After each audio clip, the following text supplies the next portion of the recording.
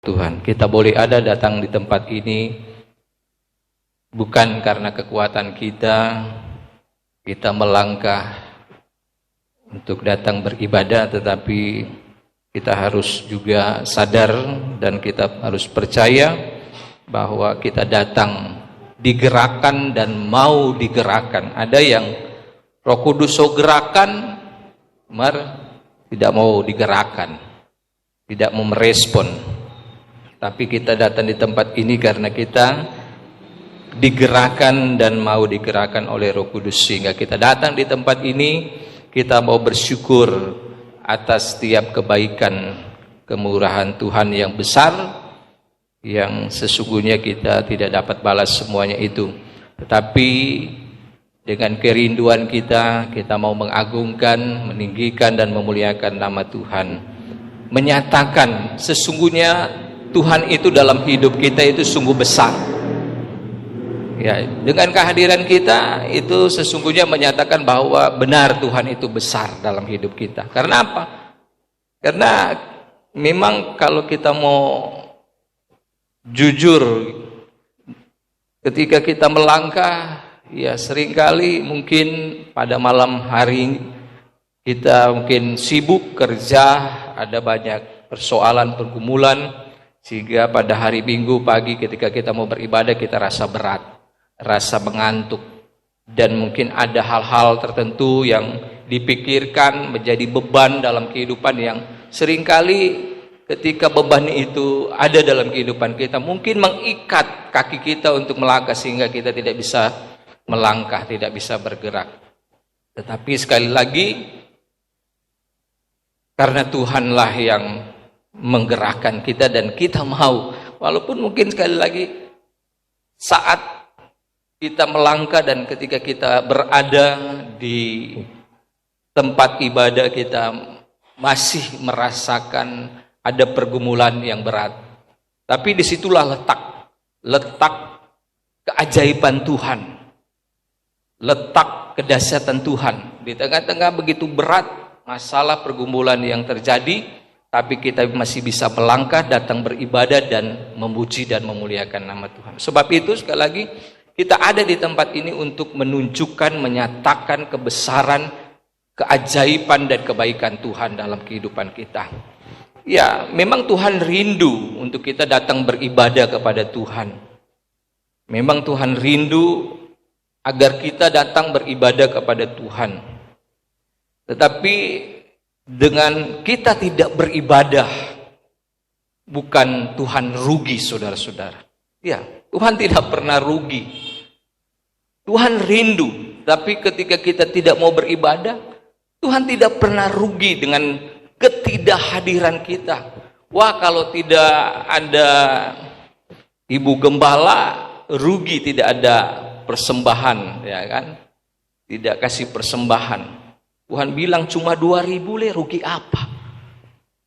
Ya kan? Kita kalau mau berpikir ya secara logika, mungkin kita berpikir, wah Tuhan kalau saya tidak datang ke gereja, rugi Tuhan. Wah, kalau berpikir seperti itu picik sekali orang itu. Ya betul. Tuhan tidak pernah rugi. Sebenarnya kita yang rugi. Yang mungkin seringkali kita hitung-hitungan. Aduh, kalau saya datang ke gereja persembahan 2.000, atau kalau yang persembahannya 10.000, 20.000, 50.000, wah hitung-hitungan. Kalau saya mencari ini, saya bisa dapat 200.000, 300.000, bahkan 1 juta. Wah, lebih baik saya mencari uang, ya kan? Mungkin hitung-hitungannya seperti itu. Kita kan sering logikanya seperti itu. Tapi Tuhan bilang, Tuhan tidak rugi. Justru sebaliknya, yang kalau mungkin menurut hitung-hitungan kita, wah rugi kita. Kalau masuk ibadah seharusnya saya dapat uang sekian atau dapat sesuatu yang berharga, rugi. Tapi justru sebaliknya, kalau kita berpikir seperti itu, kita yang pasti akan rugi. Betul, saudara-saudara. Justru rugi. Ya mungkin seharusnya kita dapat uang sekian, 1 juta dan seterusnya. Ya kan? Tapi kita tidak dapat apa-apa. Tapi ketika kita mau datang beribadah, walaupun pada saat itu kita justru memberi, Di situ bukanlah suatu kerugian, tetapi keuntungan bagi kita. Haleluya. Ya. Karena apa yang kita lakukan pasti Tuhan hitung. Ya kan? Tuhan pasti hitung.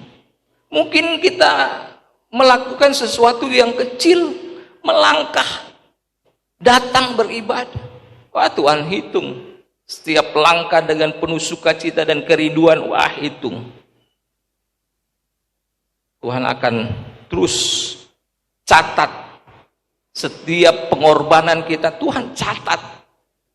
Tuhan tidak buta untuk melihat orang yang betul-betul mau berkorban dan berjuang untuk Tuhan. Sebab itu, mengawali kebenaran firman Tuhan ini perlu dijelaskan bahwa sesungguhnya kitalah yang untung ketika kita beribadah kepada Tuhan. Tuhan Yesus tetap terus menuntun kehidupan kita supaya kita semakin memahami apa yang menjadi maksud dan kehendak Tuhan dan apa yang menjadi kebenaran firman Tuhan yang harus kita lakukan dalam kehidupan kita. Kita buka Alkitab kita di dalam Yohanes pasal 15 ayat 8.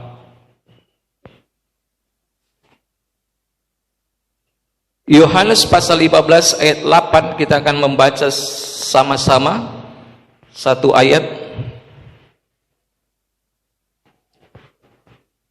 Dalam hitungan yang ketiga, Yohanes pasal 15 ayat 8. 1, 2, 3. Dalam hal inilah Bapa-Ku dipermuliakan, yaitu jika kamu berbuah banyak, dan dengan demikian kamu adalah murid-muridku. Lanjutkan khotbah pada minggu yang lalu mengenai murid Tuhan Yesus Kristus.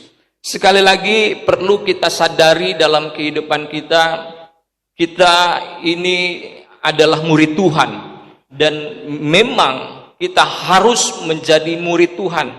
Selama kita ada dalam dunia ini, kita harus menjadi murid Tuhan. Artinya kita harus belajar. Kita mau belajar, kita mau diajar, kita mau dididik, kita mau dibentuk oleh Tuhan, kita mau dibimbing oleh Tuhan. Kita sementara dipersiapkan untuk menjadi sesuatu yang bermanfaat dan berguna bagi hormat dan kemuliaan nama Tuhan. Sebab itu, sekali lagi saya katakan, kita sebagai murid kita harus belajar dan terus belajar. Apa yang menjadi mau Tuhan, apa yang mau menjadi kehendak Tuhan dalam kehidupan kita, supaya itu dapat kita lakukan, kita wujud nyatakan dalam kehidupan kita. Nah, berkaitan dengan kriteria sebagai murid, yaitu murid harus berbuah. Murid harus berbuah. Jikalau kamu tidak berbuah, maka kita bukanlah murid Tuhan. Nah, oleh sebab itu perlu kita melihat lebih jauh lagi terkait dengan pernyataan Tuhan bahwa sebagai seorang murid dia harus berbuah. Sekali lagi, kalau tidak berbuah maka kita bukanlah murid.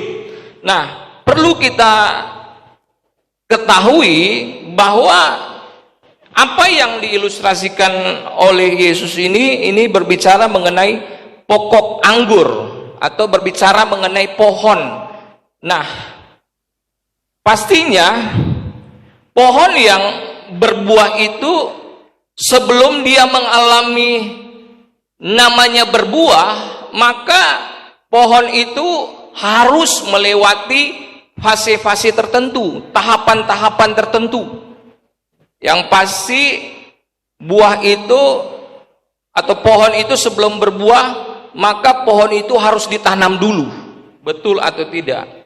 Kecuali buah di Freshmart sana, pakai uang saja langsung dapat itu buah itu, saudara-saudara.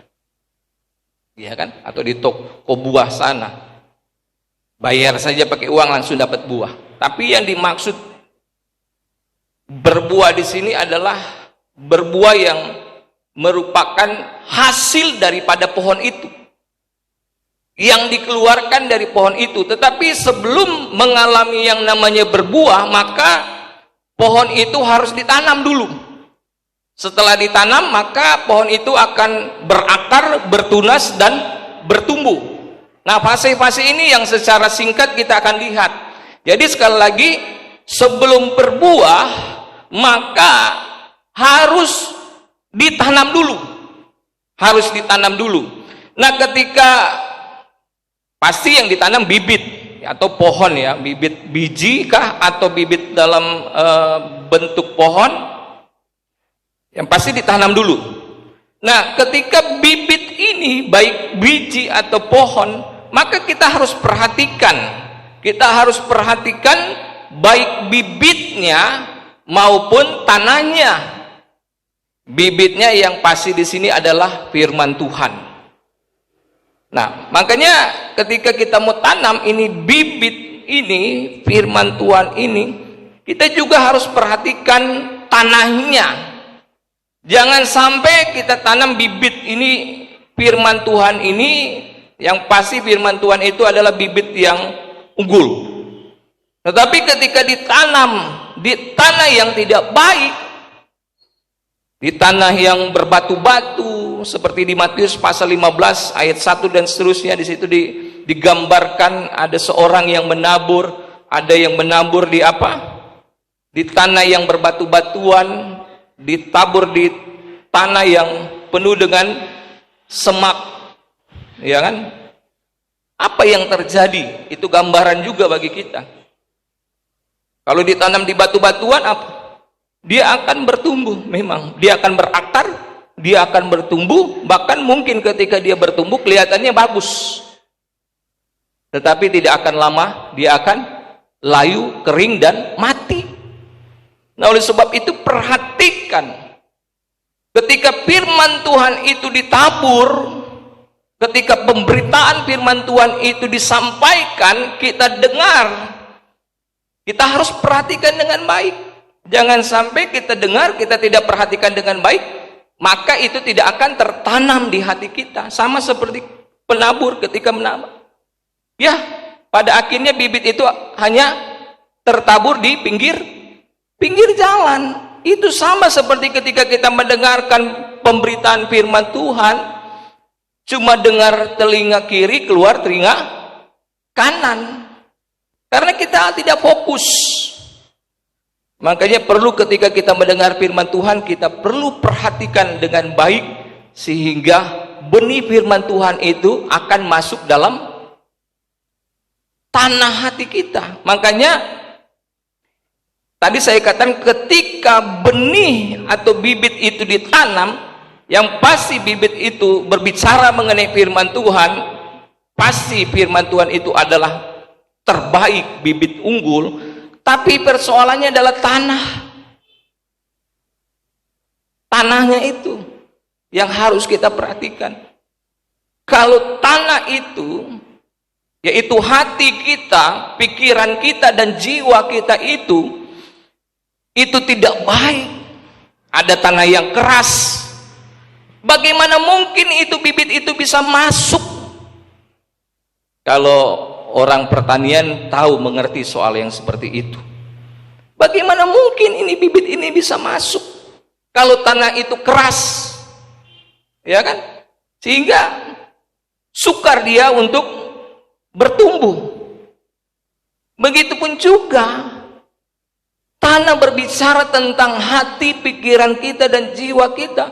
Ketika kita dengarkan firman Tuhan, kalau hati kita keraskan, tidak akan mungkin firman Tuhan itu masuk dan akan bertumbuh, bahkan berbuah. Nah, makanya firman Tuhan pada saat ini ingin menjelaskan kepada kita, mari ketika kita mendengarkan firman Tuhan, buka hatimu. Jangan keraskan hatimu, tapi lembutkan, supaya firman Tuhan itu bisa masuk. Walaupun terkadang ketika firman Tuhan itu masuk dalam hati, pikiran, dan jiwa kita, itu firman Tuhan itu sangat keras, tapi kita harus lembutkan hati. Buka hatimu. Ya, kita harus buka hati kita harus lembutkan hati kita. Supaya apa? Supaya benih itu bisa masuk dalam hati, pikiran dan jiwa kita. Karena kalau tidak masuk maka tidak akan bertumbuh. Sebab itu perhatikan hati, pikiran dan jiwa kita. Lembutkan hati kita. Kalau kita keraskan hati maka sangat sukar. Ya, itu kan gambaran juga ya, bukan hanya di permukaan. Mungkin ketika tanah yang sebagian tidak keras, tetapi di dalamnya ada batu-batu. Ketika benih itu memang bisa masuk, karena permukaan tanah tersebut tidak keras, kemudian ketika benih itu masuk, kemudian keluar akar dan tunas, bertumbuh, tetapi tidak lama akan mati. Begitupun juga hati kita, pikiran kita, jiwa kita. Kalau kita sama seperti tanah yang berbatu-batu, ya mungkin sesaat, puji Tuhan. Tetapi ada batu-batu yang ada dalam hati, pikiran dan jiwa kita. Firman Tuhan itu akan lenyap. Ya, akan lenyap. Nah, makanya sekali lagi kita perlu perhatikan hati, pikiran dan jiwa kita ketika kita mendengar firman Tuhan. Dan selanjutnya, setelah dia tertanam, maka dia akan berakar. Nah, kita tahu ya, kalau akar itu fungsinya supaya apa? Akar itu kan nanti dia akan merambat ke tanah sampai sedalam mungkin. Akar itu akan merambat dan bahkan akar itu akan berusaha mencari batang air atau aliran air. Nah, akar inilah yang nantinya ketika dia semakin besar atau semakin banyak, semakin dia dalam dan semakin dia akan merengkuh atau dia akan memegang itu bagian-bagian yang dapat memperkuat akar itu, maka ketika nanti batangnya, bahkan cabangnya atau daunnya juga, akar itulah yang nanti akan memperkuat. Akar itu yang nanti akan membuat pohon itu akan kokoh. Akar itu juga nanti yang akan membuat pohon itu akan menjadi tegak berdiri. Karena kalau akarnya tidak mencengkram kuat, tanahnya tidak terlalu baik, dan akar itu tidak merambat sampai ke dalam, bisa saja kan pohon itu kan miring nantinya. Ya, lama-kelamaan kalau semakin tidak kuat akarnya memegang, bisa rubuh, bisa roboh.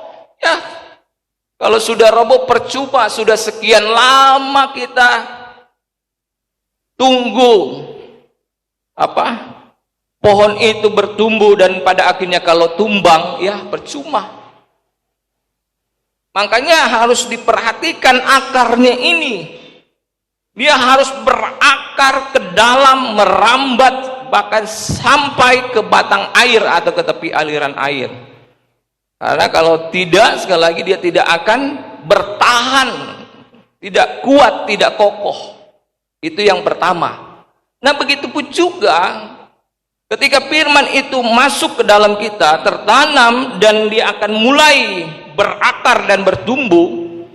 Ketika firman itu tidak ditempatkan dengan baik untuk dapat berakar dalam hati dan pikiran dan jiwa kita, ketika angin badai, topan datang, pohon mulai begini, karena akarnya tidak kuat, ya kan? Tapi kalau akarnya kuat, biar ada badai topan, tetap berdiri, ya kan? Biar ada badai kehidupan, topan dalam kehidupan, kita tetap berdiri. Ku kan bertahan, ku kan berdiri di tengah badai, dengan kekuatan yang kau berikan, sampai kapanpun ku bertahan, karena Yesus selalu menopang. Kalau firman itu berakar dalam kehidupan kita, terus semakin kuat dia merambat, semakin ke dalam, dan dia dapat mencapai batang air itu, dia akan memberikan pertumbuhan. Walaupun dia akan semakin tinggi. Biasa kalau pohon semakin tinggi, coba lihat pohon kelapa. Ada yang tahu pohon kelapa di sini? Buat kalau ini tidak tahu pohon kelapa ini, semuanya ini rata-rata tukang kopra, pasti tahu. Lihat pohon kelapa, ya kan tinggi, semakin tinggi buahnya semakin bagus, ya kan? Semakin tinggi pohon kelapa itu semakin tinggi juga badainya, ya kan, anginnya. Coba lihat itu pohon kelapa, kuat kan berdiri. Begitupun juga kehidupan kita. Kalau firman Tuhan itu semakin berakar dan semakin bertumbuh, badai apapun yang terjadi dalam kehidupan kita, kita pasti tetap berdiri. Mungkin kita mengalami sakit penyakit yang masalah ekonomi, masalah sosial, konflik antara satu dengan yang lainnya. Memang bukan berarti pohon kelapa itu tidak merasakan apa-apa, tetap merasakan apa-apa. Tetapi pohon kelapa itu dia tetap berdiri. Begitupun juga kehidupan kita. Asik kita akan tetap berdiri walaupun ya goyang, tapi kita tetap berdiri. Sebab itu sekali lagi perhatikan dengan baik, karena firman itulah yang nanti akan terus tinggal dalam kehidupan kita. Semakin dia berakar dan dia akan bertumbuh, dia yang akan menguatkan kehidupan kita. Makanya kita harus perhatikan. Tadi kuncinya di awal adalah perhatikan tanah hati, pikiran, dan jiwa kita. Terima firman Tuhan itu dengan baik. Buka hatimu, lembutkan hatimu, jangan keraskan hatimu. Biarkan firman Tuhan itu semakin berakar dan semakin bertumbuh. Nah, selanjutnya bertumbuh. Ketika pohon itu juga semakin bertumbuh, maka ada hal yang harus kita perhatikan. Ada hal yang harus kita perhatikan ketika pohon itu bertumbuh. Apa yang harus kita perhatikan? Kita harus jaga kebersihannya. Ya kan? Kalau pohon, kalau di sekelilingnya ada tanaman-tanaman lain, ada rumput-rumput, maka pohon itu akan kurang menghasilkan buah yang baik. Oleh sebab itu perlu bersihkan. Setelah itu kita juga harus jaga, harus rawat. Ya kan? Harus dijaga, jangan kasih biar. Karena biasa kalau pohon kalau tidak dijaga, dirawat, bisa saja kalau ada hama, ada sesuatu dan lain hal, atau ketika sudah berbuah, orang ambil itu buah itu, guys ya. Makanya harus dijaga, dirawat, tadi dibersihkan, dijaga, dirawat, supaya dia tetap bertumbuh dengan baik. Dia sudah berakar dengan baik, dan ketika masuk pada fase atau tahapan bertumbuh, kita juga harus perhatikan dengan kita membersihkan, menjaga dan merawat. Jaga dan rawat firman Tuhan itu dalam kehidupan kita. Dan pohon juga harus tetap tinggal pada tempatnya. Kalau pohon coba so tanam di sini, kong cabut pindah di tempat lain, pohon rica coba contoh. Coba mau pindah di tempat lain. Boleh mau bertumbuh lagi itu? Boleh, Kang, ada pohon rica tertentu yang bisa tumbuh, tapi dia akan lama akan bertumbuh lagi. Nah, oleh sebab itu pohon itu harus tetap tinggal, yaitu firman itu harus tetap tinggal dalam hidup kita. Jangan biarkan, wah nanti cabut dulu ini firman Tuhan ini, nanti jo berikut tanam ulang di hati kita. Harus tetap biarkan dia bertumbuh dalam diri kita, dalam hidup kita.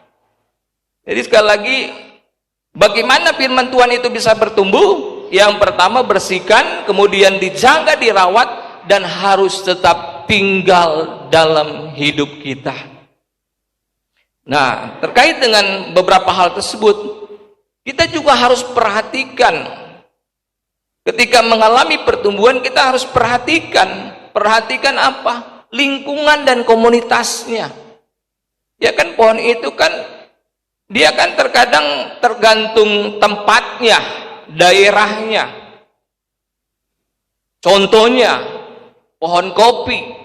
Kemarin saya nonton ada salah satu perjalanan Journey to Indonesia.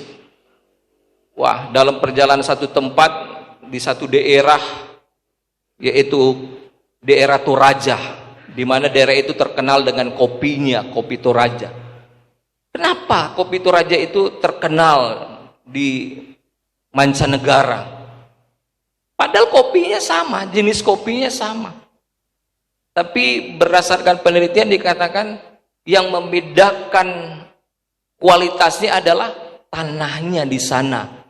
Kopi itu cocok di tanah Toraja, sehingga menghasilkan kualitas. Nah, ini menjadi gambaran bahwa pohon itu dia akan bertumbuh dengan baik, tergantung juga daerahnya, tempatnya.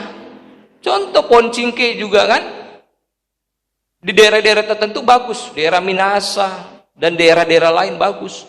Atau pohon pala di Siau, wow bagus itu pohon pala, terkenal kan pohon pala di Siau. Coba di daerah lain, ya sama bagus, tetapi kualitasnya masih, kalau menurut penelitian, masih di daerah Siau dan daerah-daerah lain yang bagus. Karena apa? Cocok dengan tanahnya. Nah, oleh sebab itu kembali lagi, perhatikan kualitas tanah kita, perhatikan lingkungan kita. Ya, firman itu sudah ada, sudah berakar, bertumbuh, tetapi lingkungan di mana kita berada juga itu akan menentukan kualitas daripada pohon itu, akan menentukan kualitas daripada firman Tuhan dan kehidupan kita.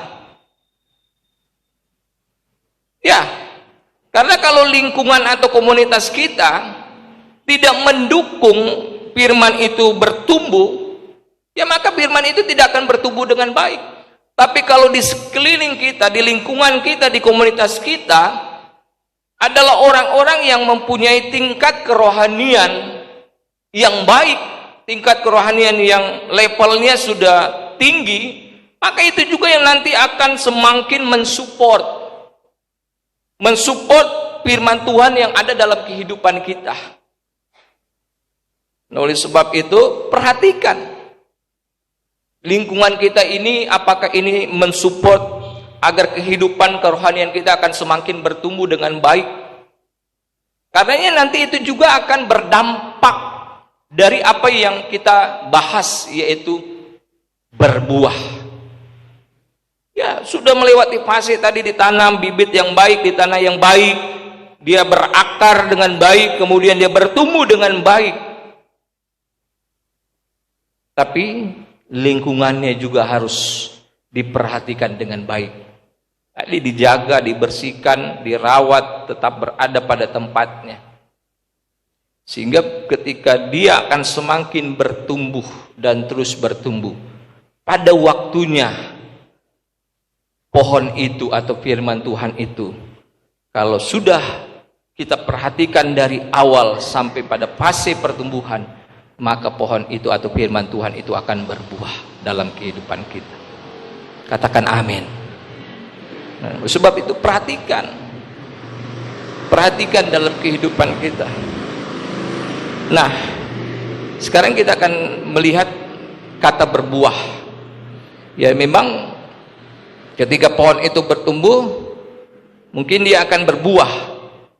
Tapi sekali lagi, kalau tidak memperhatikan beberapa hal tadi, bisa saja dia berbuah, Tapi bisa saja buahnya busuk. Kalau buahnya busuk, apa bisa dimakan? Ada yang mau makan buah busuk? Kalau setengah busuk mungkin ada, ya kan? Kalau di toko-toko kan ada yang jual buah-buah so upker, harganya juga so di bawah. Ambil DP sepanggal yang masih bagus, kemudian bikin salad atau bikin apa. Yang busuk dibuang, ya kan? Tapi kalau dia bertumbuh, dia melewati fase-fase dengan baik, dia pastinya akan berbuah dengan baik, sehingga buah itu dapat dinikmati. Makanya sekali lagi perhatikan dengan baik setiap tahapan-tahapan itu, sehingga yang menjadi tujuan daripada kita menanam, kemudian kita harus merawat, memelihara sebagainya, sehingga apa yang kita tanam itu dapat menghasilkan buah. Karena firman Tuhan mengatakan, jikalau kamu murid-muridku, maka kamu harus berbuah. Kalau kita tidak berbuah, mungkin belum berbuah karena belum pada waktunya. Tapi kalau sudah pada waktunya belum berbuah, wah, akan dipertanyakan itu.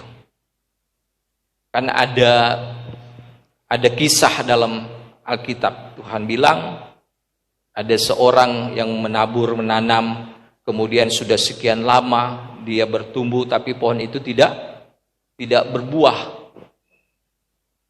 Tuannya bilang, potong. Sudah berapa tahun tidak berbuah-buah. Baru ada satu orang bilang apa? Tunggu, jangan dulu potong. Kasih kesempatan 1 tahun lagi. Kalau 1 tahun lagi, tahun depan, ini pohon ini tidak berbuah, apa yang dia bilang? Potong, tebang, baru buang, bakar. Ada yang mau? Ada yang mau sama seperti pohon itu? Mau hidup kita nanti dipotong, dibuang, dibakar. Ya. Makanya harus berbuah. Firman Tuhan bilang, kalau kamu tidak berbuah, maka kamu akan dicampakkan ke dalam api. Ya, coba perhatikan. Mungkin kita berpikir ini berbicara mengenai nanti di akhir zaman, pada kematian kita. Tapi ini juga sebenarnya terjadi ketika kita masih hidup. Dalam kehidupan kita seharusnya terus mengalami, menghasilkan buah itu dalam kehidupan kita. Sehingga kalau kita tidak berbuah dalam kehidupan kita, selama kita masih ada di dalam dunia ini, dan selama kita masih ada di dunia ini juga kita bisa saja kita mengalami sebagaimana kisah tadi, dipotong, nggak guna.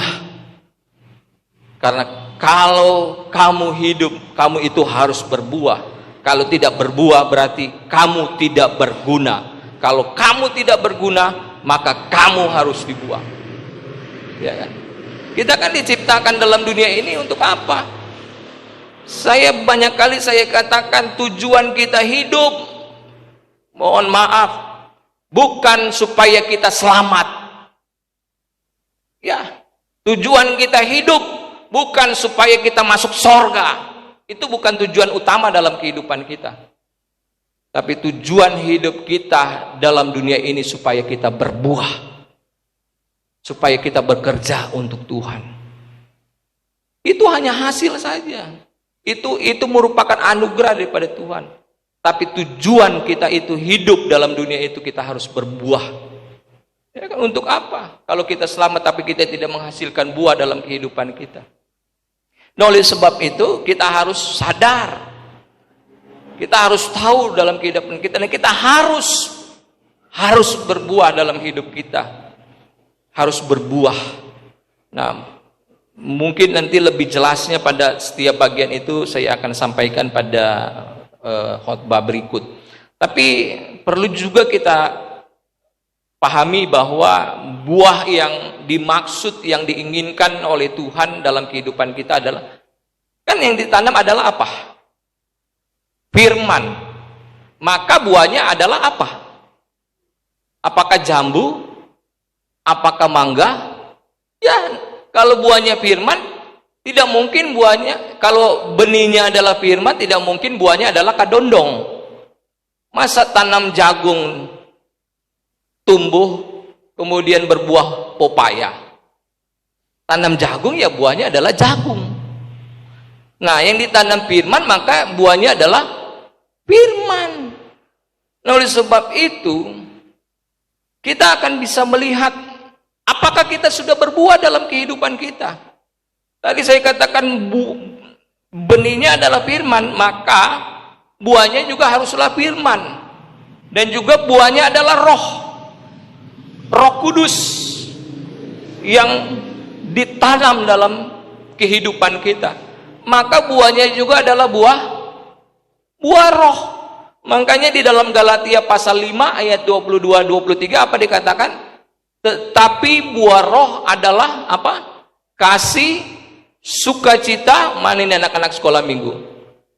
Kasih, sukacita, damai sejahtera, kesabaran, kemurahan, kebaikan, kesetiaan, kelemah lembutan, penguasaan diri. So berbuah itu, semua itu, so lemah lembut, so sabar, so sukacita, so damai sejahtera, so setia, so menguasai diri. Wah, jangan korek Pak kita. Ya memang terkadang manusia itu ada kelemahan atau kekurangan. Tetapi disinilah letaknya. Kan ketika bertumbuh, ada hal-hal tertentu yang mungkin mulai ya bertumbuh. Wah, ini sesuatu yang tidak sesuai dengan seharusnya buah roh itu, ya kan? Wah, saya kalau penguasaan diri masih belum ini.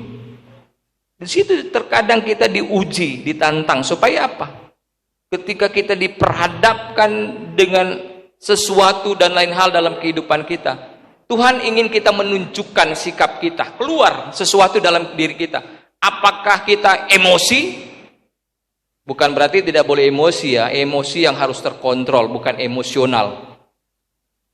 Apakah kita mampu mengontrol diri kita? Apakah kita tetap sabar? Apakah kita tetap merasakan damai sejahtera dan sukacita dalam kehidupan kita? Ya, terkadang situasi dan kondisi masalah yang terjadi dalam kehidupan kita itu merupakan ujian untuk menunjukkan buah dalam kehidupan kita. Mau keluar buah itu atau tidak?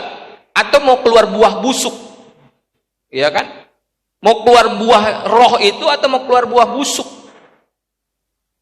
Di situ kita diuji dalam kehidupan kita, menunjukkan sesungguhnya siapa diri kita itu. Walaupun orang berkata, aduh, ini hari-hari ini, saat-saat ini, beberapa saat, beberapa waktu ini, kondisi sangat sulit. Sulit untuk saya tetap percaya, sulit untuk saya tetap mengasihi, sulit untuk saya tetap setia, sulit untuk saya menguasai diri. Coba lihat itu Ibu Gembala, tuh foto itu.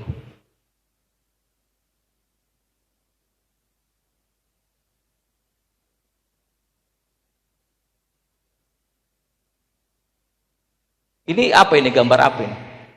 Pohon apa ini? Ada tumbuh di mana ini? Di beton. Tapi pohon pepaya itu walaupun kondisinya sebenarnya tidak memungkinkan, tapi pohon itu tetap berbuah. Ya kan? Begitupun juga dalam kehidupan kita, mungkin kita berkata, aduh tuh, tidak memungkinkan ini saya ini untuk tetap berbuah. Ini ilustrasi yang juga seharusnya kita lakukan, dan itu terjadi dalam kehidupan kita.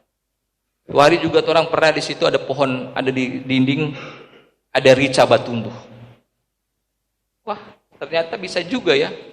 Walaupun memang seharusnya harus bertumbuh di tanah yang baik, tetapi di tempat sukar pun, kalau namanya benih yang baik, tetap akan berbuah.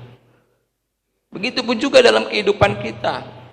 Walaupun seringkali tidak memungkinkan, sukar. Tetapi sekali lagi saya mau katakan, atau firman Tuhan ini mau katakan, bahwa kita harus berbuah dan tetap berbuah dalam kehidupan. Kalau tidak berbuah, maka kita akan dibuang. Kalau Tuhan buang, bukan cuma buang sampai di Manado, bukan buang sampai di Amerika, di neraka, saudara-saudara. Apa kita mau dibuang ke neraka? Tidak mau, kan? Oleh sebab itu, sekali lagi, sesulit apapun yang terjadi, yang kita alami, yang kita hadapi dalam kehidupan kita, kita harus berbuah.